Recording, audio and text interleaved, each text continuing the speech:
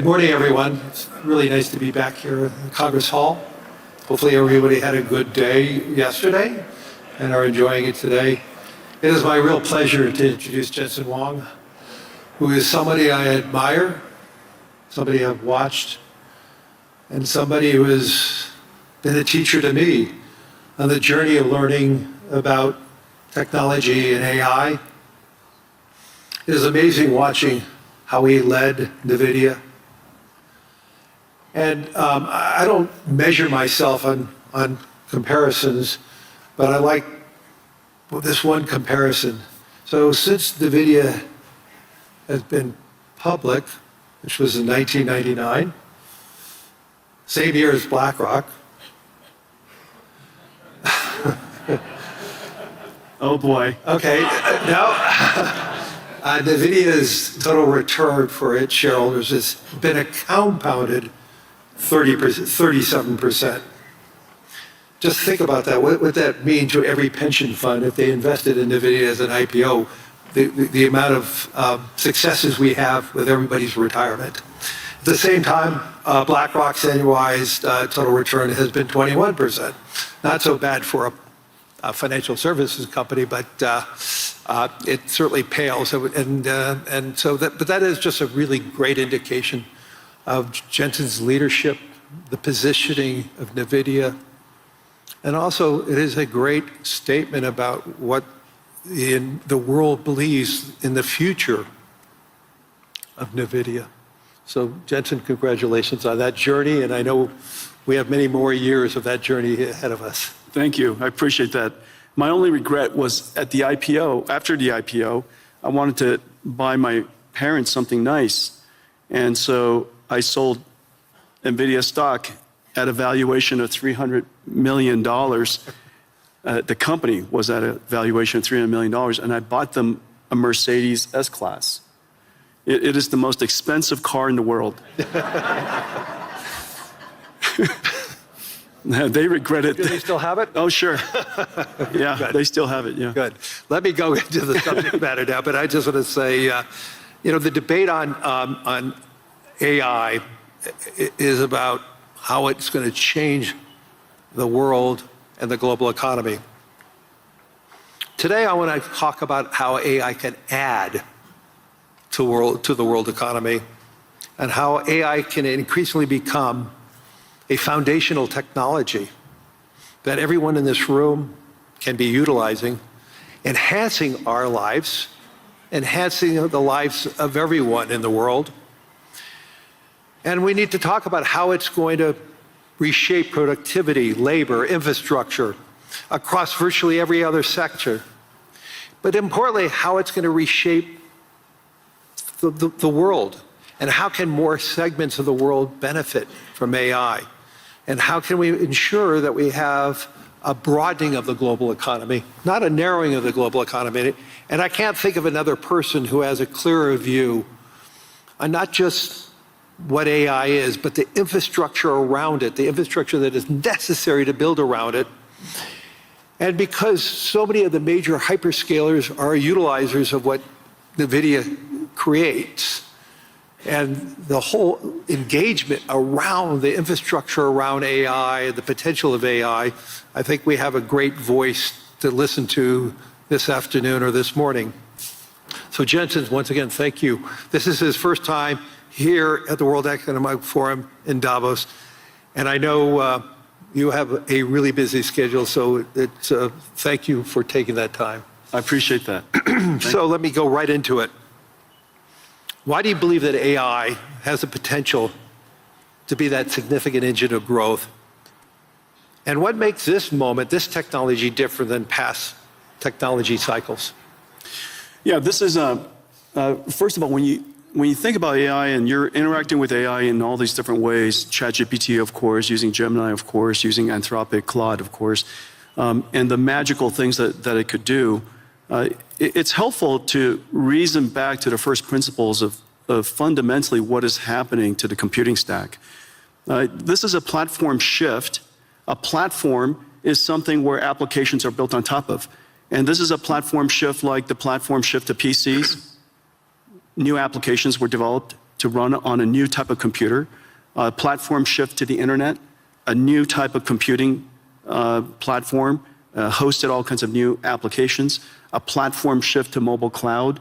In each and every one of these platform shifts, the computing stack was reinvented and new applications were created. This is a new platform shift in the sense that today you're using ChatGPT. It's important to understand that itself is an application, but very importantly, new applications will be built on top of ChatGPT. New applications will be built on top of Anthropic Claude, for example. And so it's a platform shift in that way. AI is really easy to understand if you realize what it can do that you could never do before. Software in the past was effectively pre-recorded. Humans would type and describe the algorithm or the recipe for the computer to execute. It was able to process structured information, meaning you've got to put the name, the address, their account number, their age, where they live. You these structured tables that software would then go and retrieve information from. We call it SQL queries. SQL is the single most important database engine the world's ever known. Almost everything ran on SQL before now. Now we have a computer that can understand unstructured information, meaning it can look at an image and understand it. It could look at text and understand it. It's completely unstructured. It could listen to sound and understand it, understand the meaning of it, understand the structure of it, and reason about what to do about it. And so for the first time, we now have a computer that is not pre-recorded, but it's processed in real time, meaning that it's able to take the context of the circumstance, whatever the environmental information, the contextual information, and whatever information you give it, it could reason about what is the meaning of that information and reason about your intent, which could be described in a really unstructured way. You describe it however you want to describe it. We call it prompts, but you describe it however you like to describe it. And to the extent that it can understand your intention, it could perform a task for you. Now, the important thing about this is that because we're reinventing that entire computing stack, the question is, what is AI? You're asked, when you think about AI, you think about the AI models. But it's really important to understand industrially, AI is actually essentially a 5-layer cake. At the bottom is energy. AI, because it's processed in real time and it generates intelligence in real time, it needs energy to do so. Energy is the first layer. The second layer is the layer that I live in. It's chips. Chips and computing infrastructure. The next layer above it is the cloud infrastructure, the cloud services. The layer above that is the AI models. This is where most people think AI is.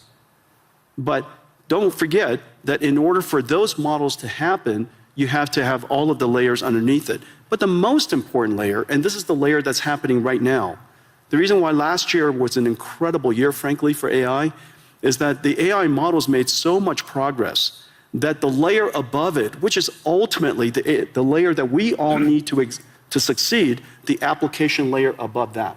And so this application layer could be in financial services, it could be in healthcare, it could be in manufacturing. This layer on top ultimately is where economic benefit will happen. But the important thing, though, because this computing platform requires all of the layers underneath it, it has started, and everybody's seeing it right now, it has started the largest infrastructure build out in human history. We're now a few $100 billion into it. That's it. We're a few $100 billion into it.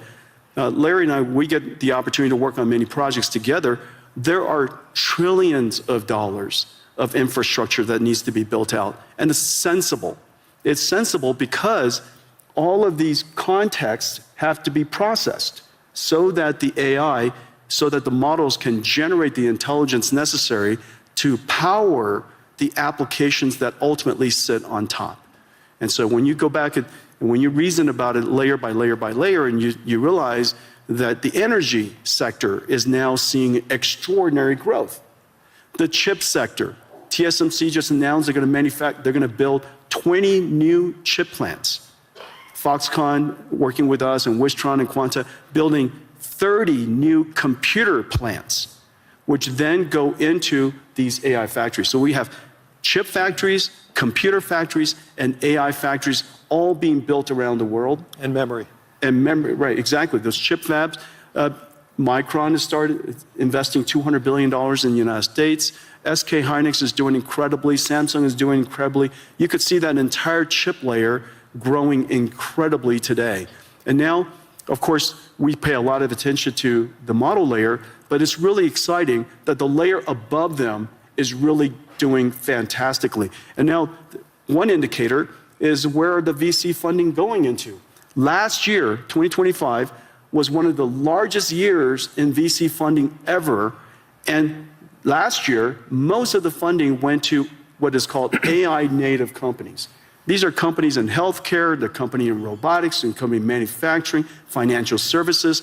All of the large industries in the world, you're seeing huge investments going in to those AI natives because for the first time, the models are good enough to build on top of. So let's just dive a little further.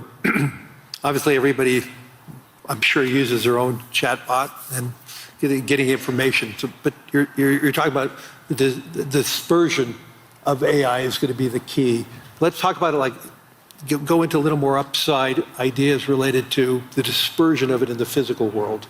You mentioned, obviously, healthcare is a great example of that. But where do you see the transformational opportunities in areas like transportation or science? Well, last year, I would say last year, I would say three major things happened in AI, in the AI technology layer, the model layer. The first one is that the models themselves started out being curious and interesting, but they hallucinated a great deal. And last year, we can all reasonably accept that these models are better grounded. They could do research. They can reason about circumstances that maybe they weren't trained on, break it down into step-by-step reasoning steps, and come up with a plan to answer your question, do your research, or perform the task. So last year, we saw the evolution of language models becoming AI systems that we call agentic systems, agentic AI. The second major breakthrough is the breakthrough of open models. Several years ago, was it a year ago? DeepSeek came out. Last year. And DeepSeek was, a lot of people were quite concerned about it. Frankly, DeepSeek was a huge event for most of the industries, most of the companies around the world, because it's the world's first open reasoning model. Since then, a whole bunch of open reasoning models have emerged, and open models has enabled companies and industries, researchers, educators, universities, startups to be able to use these open models to start something and create something that's domain specific or specialized for their needs. The third area that had enormous progress last year was the concept of physical intelligence, of physical AI.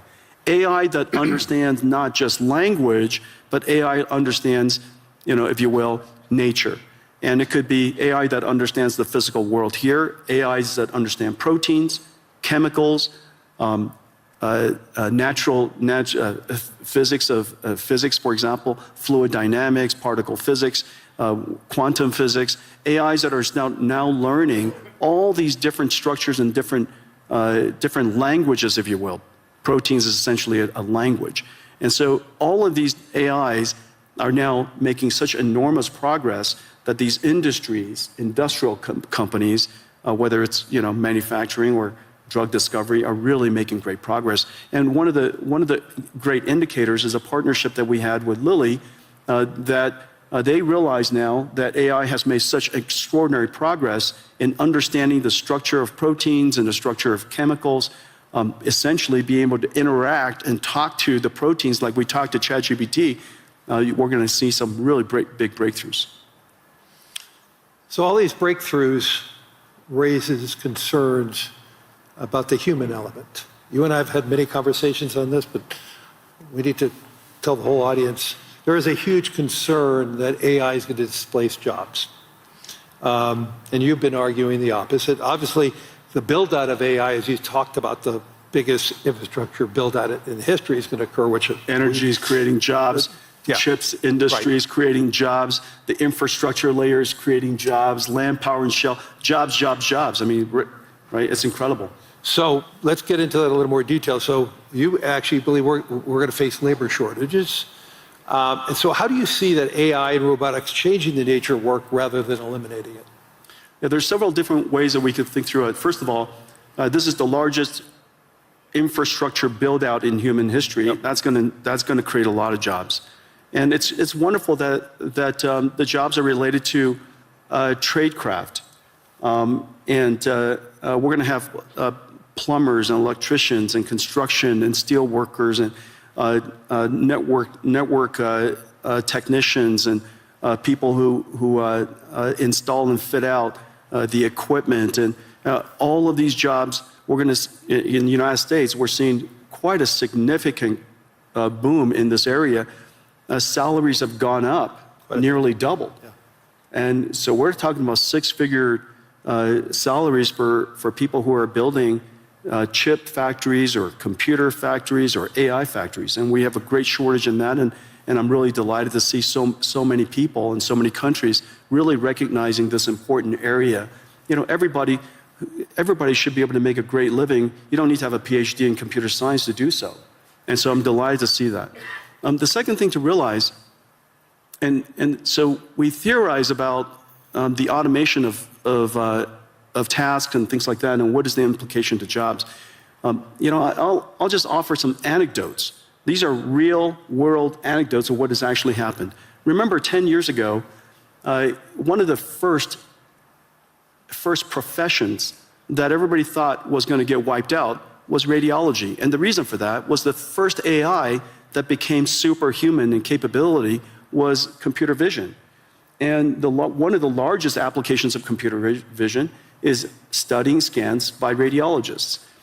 Well, 10 years later, it is true that AI has now completely permeated and diffused into every aspect of radiology. And it is true that radiologists use AI to study scans now.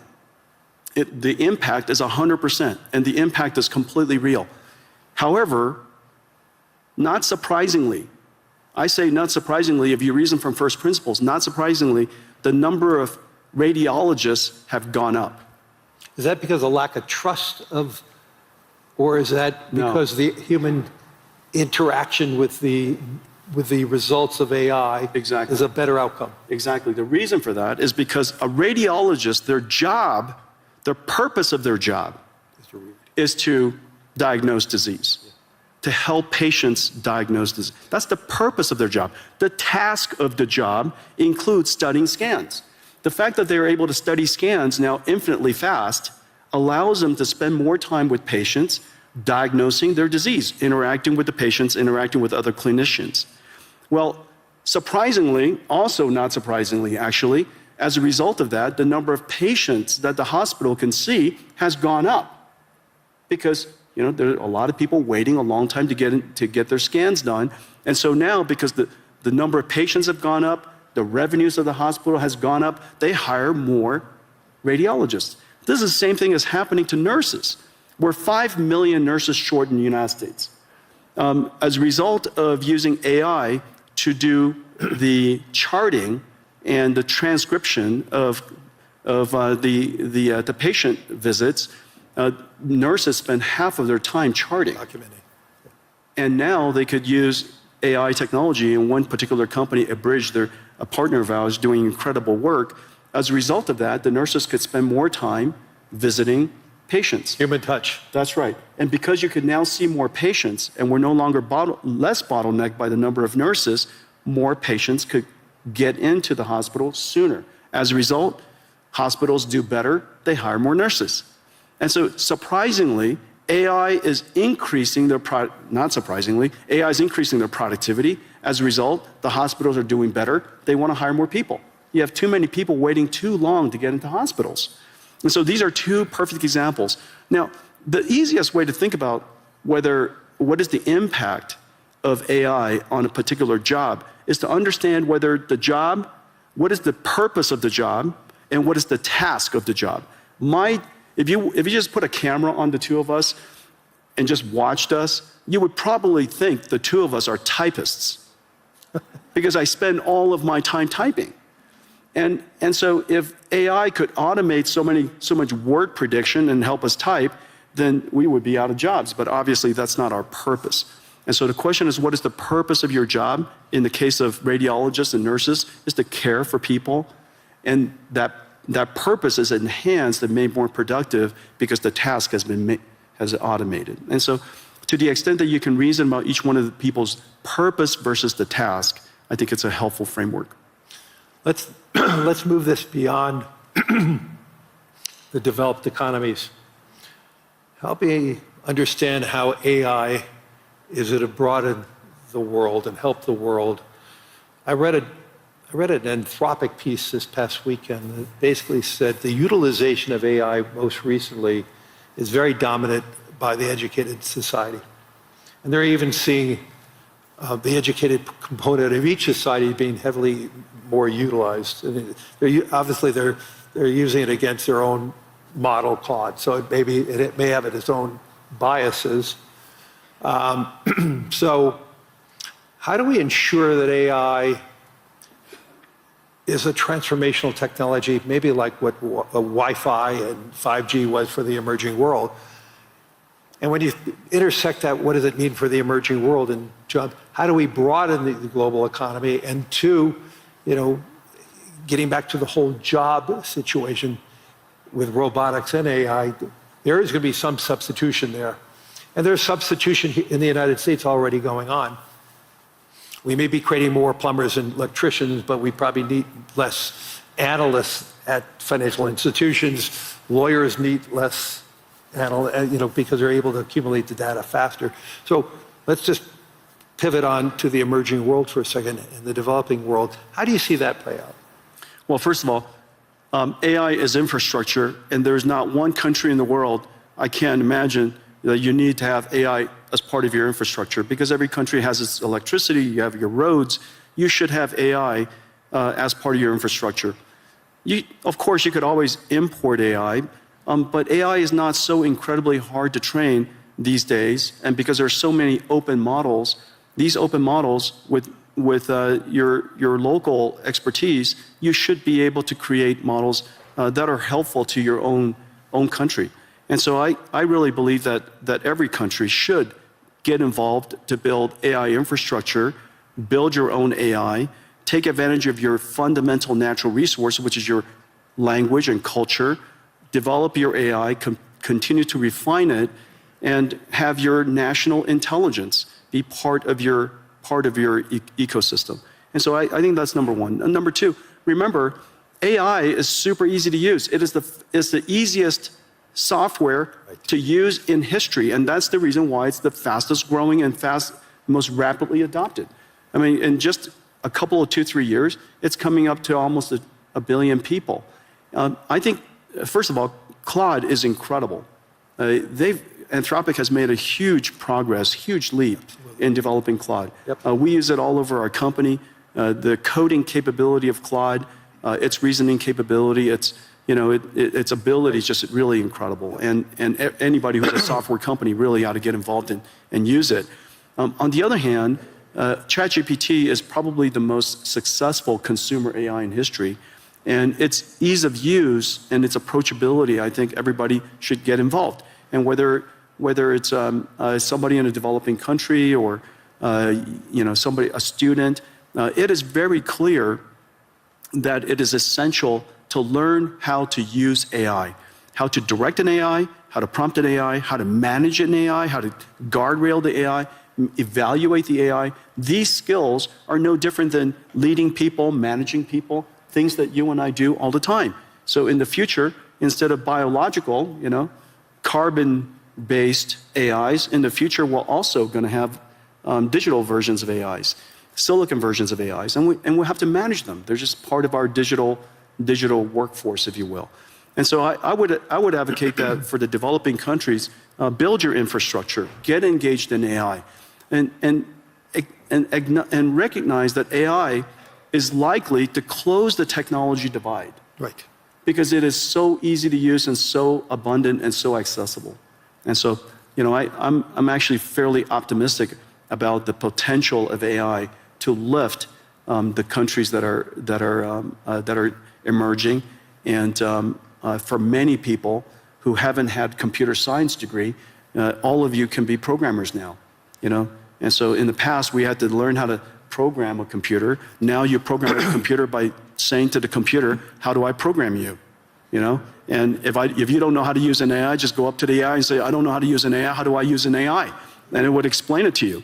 And you say, I like to write a program to create my own website, how do I do that? And it would ask you a whole bunch of questions about what kind of website you would like to build, and then write you the code.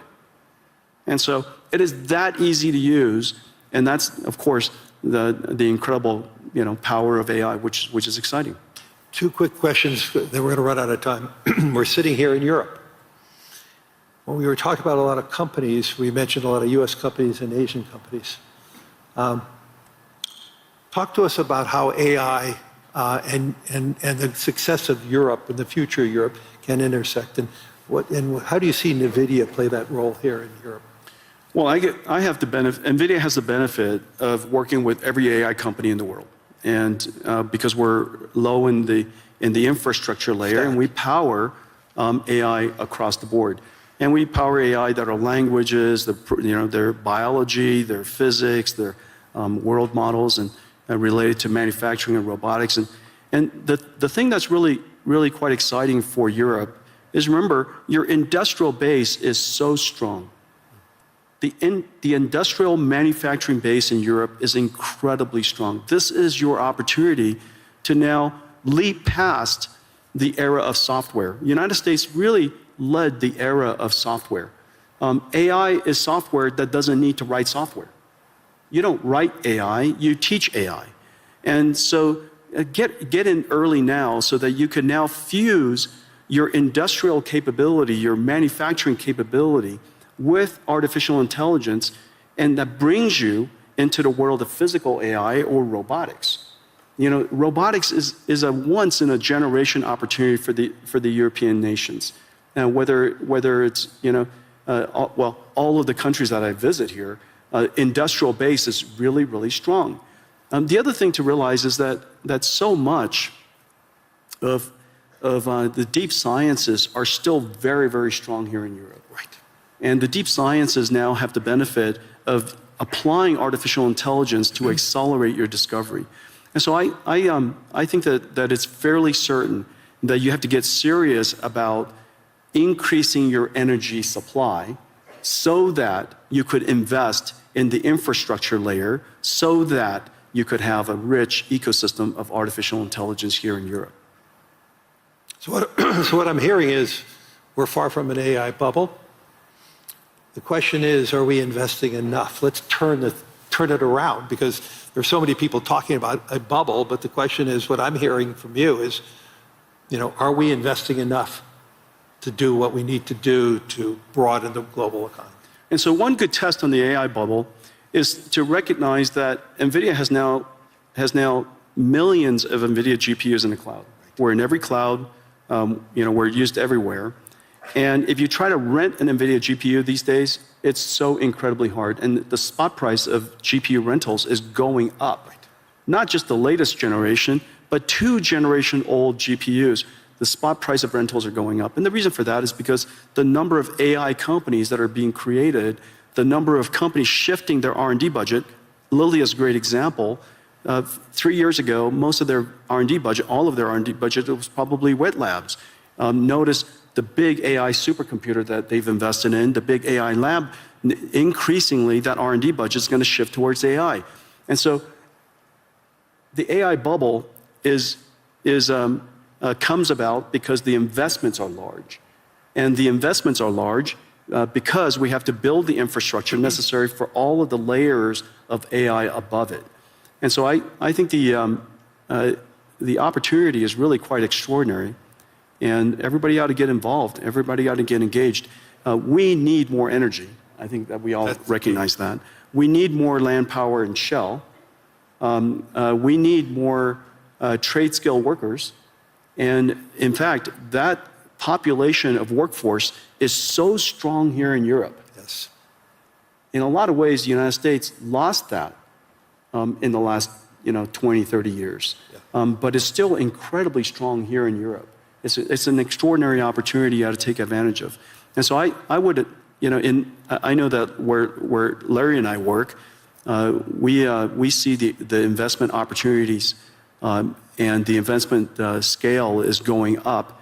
The number of startups, as I mentioned earlier, that 2025, the largest investment year in VC history, over $100 billion around the world, most of it was AI natives. And so these AI companies are building basically the application layer above. They're going to need, and go build this future. And I actually believe it's going to be a great investment for pension funds around the world to be a part of that, to grow with this AI world. And this is one of my messages as so many political leaders. We need to make sure that the average pensioner, the average saver is a part of that growth. If they're just watching it from the sidelines, they're going to feel left out. And we want to invest in infrastructure. Right. Infrastructure is a great investment opportunity. This is the single largest infrastructure build-out in human history. Yep. Get involved. We're out of time. Hopefully everybody in the audience and everybody on the web streaming is seeing the power of Jen-Hsun as a leader, not just a leader in technology and AI, but a leader in business and also a leader in heart and soul, which is really important today, having that leadership from the heart and the soul. So thank you, everyone.